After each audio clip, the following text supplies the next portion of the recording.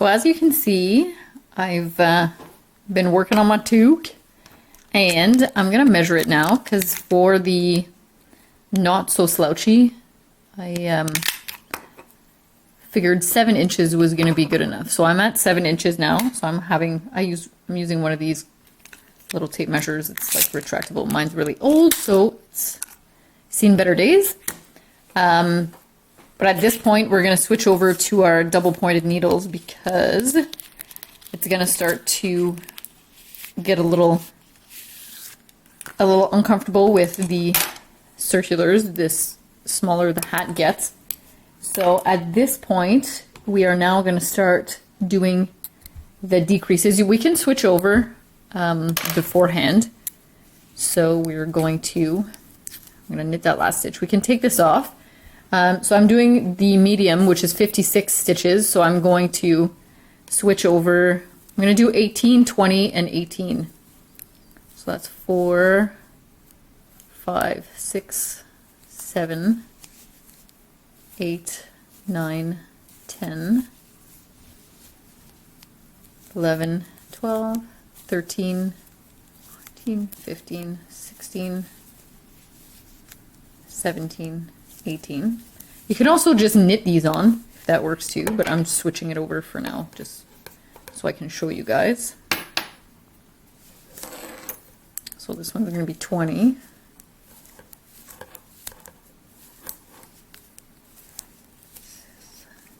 Seven, 8,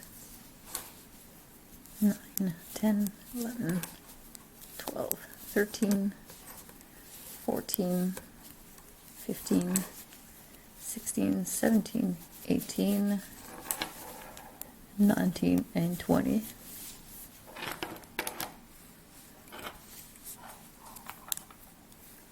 One, 2, 4, 5,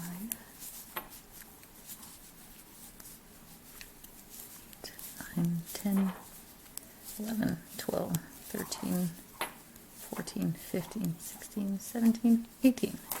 This is a good way to figure out if you've added any stitches at the same time. So now I'm going to set that aside. You're going to be able to tell where your row begins because your tail is here. So you know that after this needle and before this needle is the beginning of your row. So the next row we're going to knit 2 together for the whole row. So you just insert your needle through 2 stitches at a time, and then you just knit them together. So insert into 2 and knit. So this is the K2 TOG, that's the knit 2 together, that's the abbreviation. So we'll just do this for this whole row. So then you end up with half your stitches. So you'll have 9 on this one, 10 on the second needle, and then 9 on the last needle.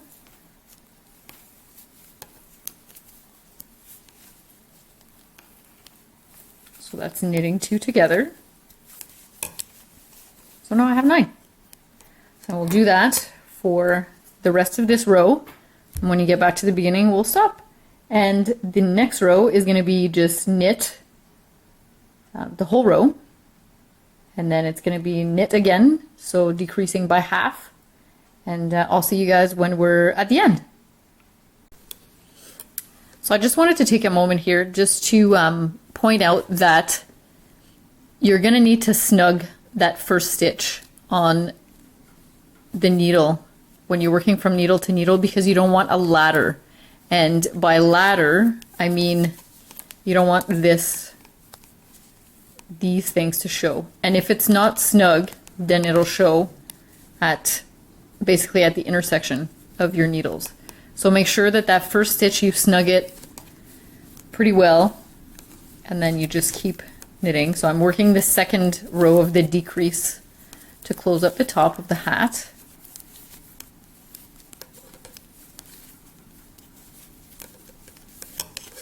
And then, so we're going to have 9 on this row. So at this point, if you want to switch over a stitch you can do that. So when you're at your last one, so then you'll have 8 on here. You'll have 10 here, but then you can switch one from your last needle. So just slip it on there and then fix your needles so that they're not, your stitches don't fall off. And just work this.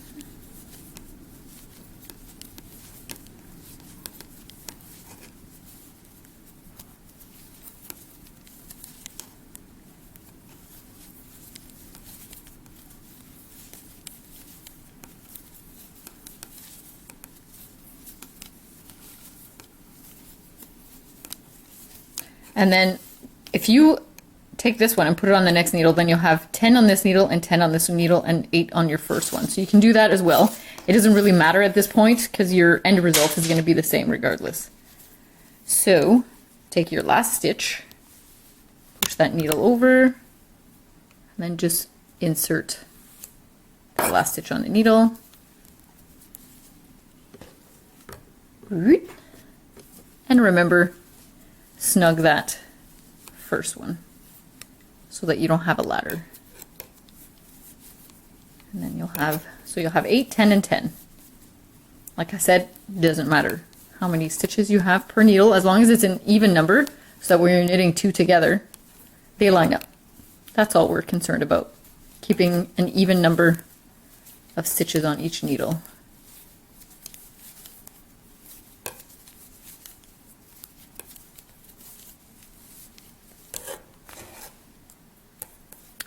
So this is going to be the 3rd row of our decreasing, and so we've gone from 56 to 28. Now we're going to go down to 14 total. So this is the 8, which is going to go down to 4. So you're going to knit 2 together, keeping it tight.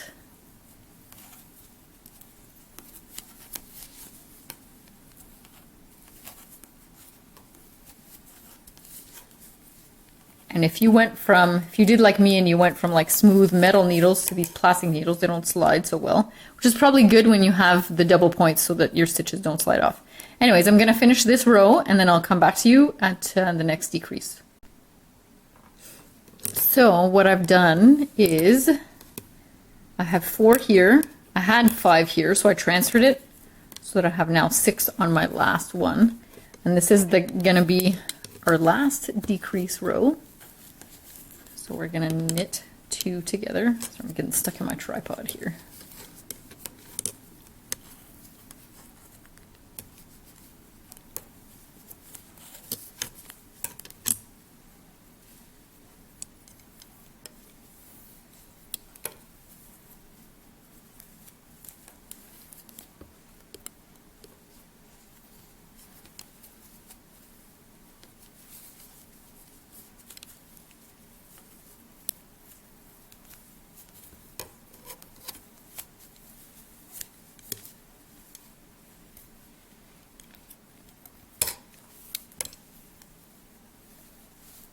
So when we're done, and we had 14, so now we're going to be down to 7. For the small, you'll also have 7 because it'll be 13 stitches that you went down to. So you'll knit together until you have 12 and you'll have 1 stitch left over. So we're just going to leave that one alone. And then for the large as well, you'll have 15. So you knit the last one. So when we get to the end here, we're going to leave a big enough tail.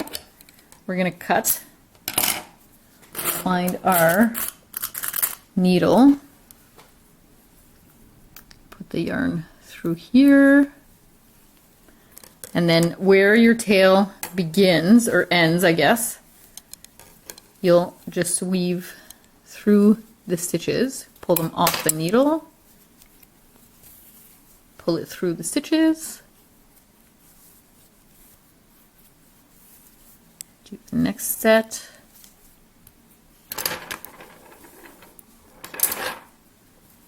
and then through here, and then you just pull it tight. I usually like to go through my stitches just one more time. So that's your last one. So I'm just going to find my first one here. I'll go in here. I don't like this needle because it's got like a really blunt tip, but that was the one I could find.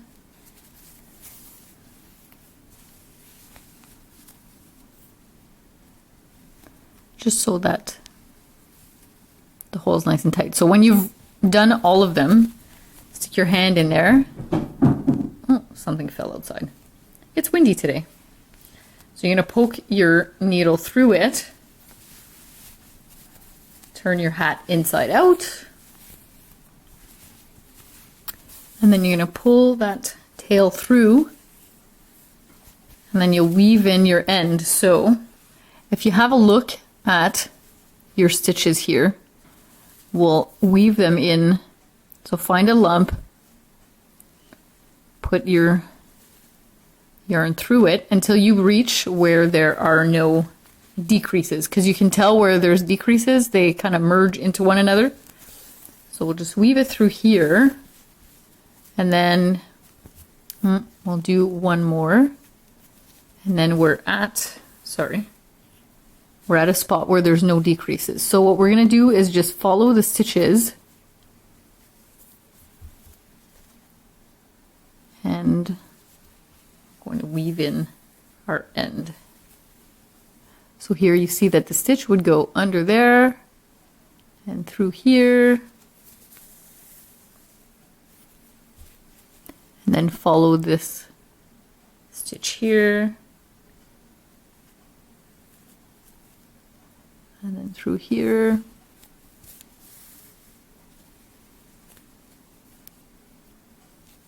and just do that a couple times. It's just so that your end doesn't come out or come loose, and then the tail pokes through. So that should be enough. Leave a little loop here, snug it, and then just cut the end. Need sharper scissors. Now, when I'm going to weave in that bottom tail, so you see that this is the beginning of your first row. Now you're on the inside, right? So it doesn't look exactly the same as it did on the outside.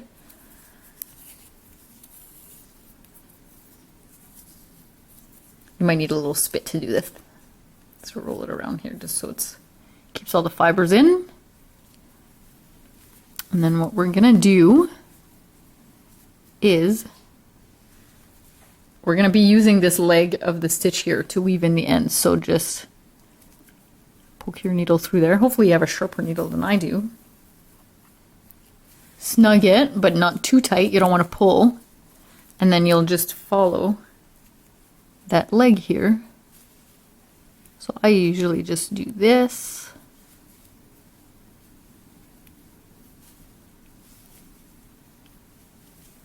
Until I get to the top of that row. Pull it through. This one has a really big eye as well. So that was probably kind of a bad idea, but anyways, you get the point. So, here you go. Now your end is woven in. Pull it snug, but not too snug. And you just cut this tail off. Ta-da! And then you go make your big pom-pom, and we'll be right back to attach the pom-pom.